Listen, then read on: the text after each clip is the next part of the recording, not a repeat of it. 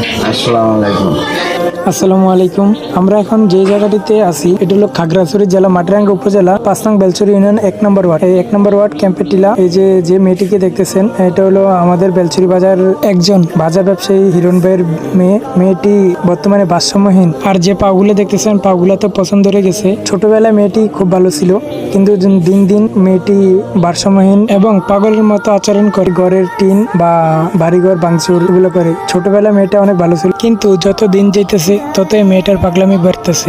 বয়স বৃদ্ধি হওয়ার সাথে সাথে মেয়েটাও হঠাৎ করে এরকম অসুস্থতা হয়ে যায়। তো বর্তমানে ওদের কাছে টাকা পয়সা না থাকার কারণে হিরণ ভাই মেয়েটিকে চিকিৎসা করতে পারতেছে না। মানে অনেক টাকা পয়সা মেয়েটার পিছনে গেছে। তো যে যেখান থেকে দেখতেছেন দেশ এবং দেশের বাইরে থেকে যে যেতটুকুই পারেন আমার সাথে হোক বা ইসুফ মামা আছে ইসুফ মামার সাথেও যোগাযোগ করে একটু সহযোগিতার হাত বাড়িয়ে দিবেন। আপনাদের অনুদানের টাকায় ফিরে পাবে একটা নতুন জীবন। আর স্ক্রিনে আমাদের বিকাশ নাম্বার দেওয়া থাকবে। আর হিরণ ভাই কি বলে আপনারা একটু শুনুন। আসসালামু আলাইকুম।